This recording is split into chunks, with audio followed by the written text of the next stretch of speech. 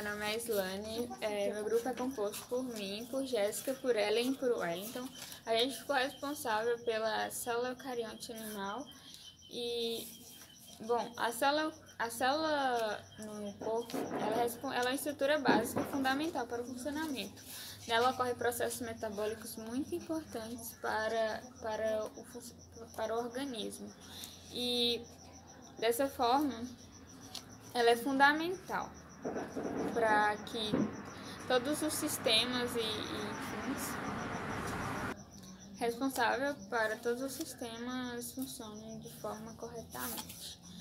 Bom, eu fiquei com a parte aqui exterior, chamada membrana plasmática. Aqui ela está pintada de rosa.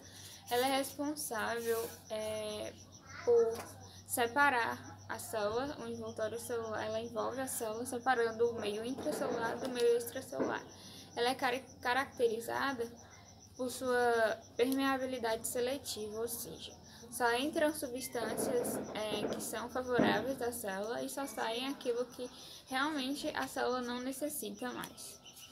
E também aqui temos o núcleo celular, que está de azul.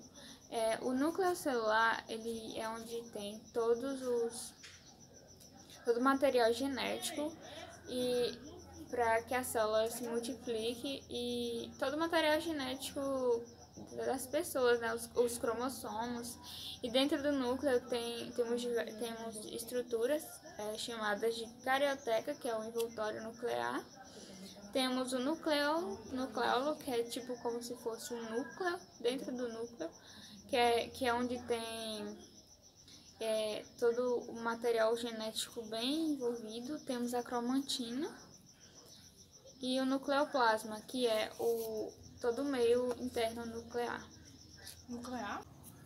Oi, meu nome é Jéssica, eu vou dar continuidade ao assunto falando do citoplasma. O citoplasma é uma região da célula que fica entre a membrana plasmática e o núcleo.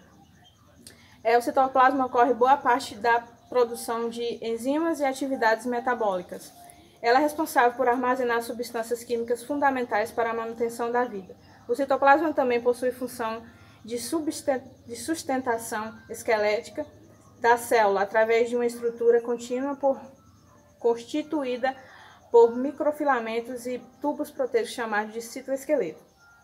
Essa estrutura encontrada no citoplasma entre diferentes características que podem possibilitar a realização de alguns movimentos das células. Os ribossomos são pequenas estruturas formadas em glândulas. A sua função é auxiliar a produção e na síntese de proteínas das células. Além dele, participam desses processos as moléculas de DNA e RNA. O retrículo endoplasmático rugoso está localizado no citoplasma, próximo ao núcleo. A proximidade com o núcleo torna a síntese de proteínas mais eficiente. O retrículo endoplasmático rugoso pode enviar rapidamente o sinal para o núcleo iniciar o processo de transcrição de DNA. E ainda quando há proteínas deformadas ou inativas, ele envia um sinal específico para melhorar o processo. Caso contrário, será sinalizado que a célula deve ser encaminhada para a morte programada, a apoptose. O retrículo endoplasmático liso tem como função, basicamente, participar da produção de moléculas de lipídio, em especiais fosfolipídios, que irão compor a membrana das células. Porém, dependendo do tipo de células em que encontra, o retrículo endoplasmático liso terá funções diferentes, como, por exemplo, a regulação dos níveis de cálcio no citoplasma de células musculares estriadas. Oi, eu sou a Ellen e eu vou dar continuidade com o complexo de Golgi.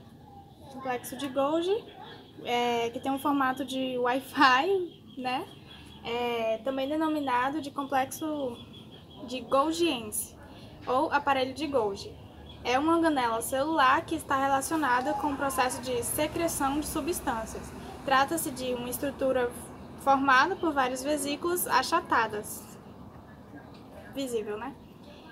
As quais estão dispostas formando uma espécie de pilha de vesículas. Vou falar também sobre os lisossomos. Aqui. Os lisossomos são organelas citoplasmáticas membranosas presentes em praticamente todas as células eucariontes.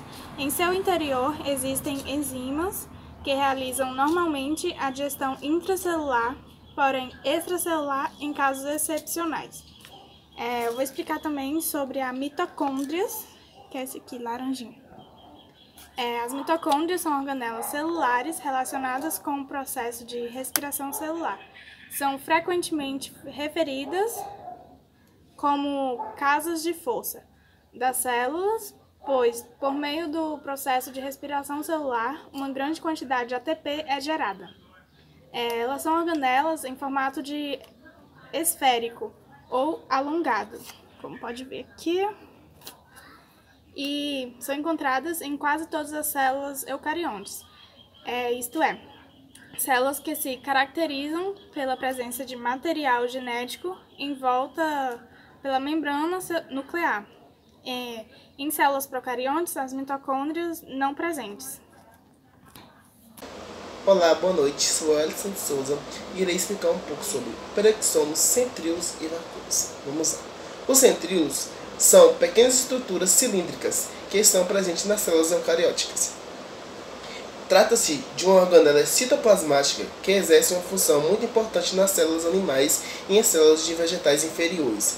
As células vegetais inferiores são os músculos e as samambaias. Função: os centríolos são estruturas celulares que auxiliam na divisão celular, ou seja, auxiliam na divisão celular da mitose e da meiose. Possui, portanto, a capacidade de duplicação durante o ciclo da divisão celular, organizando o fuso acromático. Após o processo de duplicação, os centríolos migram em direção aos polos da célula. Além disso, eles auxiliam na formação dos cílios e dos flagelos. Agora irei explicar um pouco sobre os peroxomos. Peroxomos são pequenas estruturas em formato arredondado, os quais estão envoltos por uma membrana lipoproteica. Em seu interior contém enzimas oxidases, responsáveis pela oxidação de substâncias. A principal função dos peroxomos é digerir algumas substâncias. Isso porque em seu interior estão armazenadas enzimas oxidases. Essas enzimas oxidam os ácidos graxos para a síntese do colesterol e também são usados como matéria-prima na respiração celular com o intuito de receber ou obter energia. Nas reações de oxidação é produzido o peróxido de hidrogênio. Por isso, essa organela recebe esse nome. No corpo humano, os peroxomos são encontrados nas células que formam os rins, células renais, e no fígado, células hepáticas. Agora irei explicar sobre os vacúolos. Os vacúolos são estruturas celulares envolvidas por membrana plasmática, muito comum em plantas e presentes também em protozoários e animais. Tem diferentes funções como regular o pH, controlar a entrada e saída de água por osmorregulação, armazenar substâncias e fazer a digestão e excretar os resíduos. Eles geralmente são esféricos, mas podem ser alongados. São 3 tipos diferentes, são os vacúolos de suco celular, o digestível e os contráteis. Agora eu vou explicar um pouco sobre o suco celular. Ele tem a função de reservar substâncias como amido e pigmentos e atua também no mecanismo da pressão osmótica que regula a entrada e saída de água.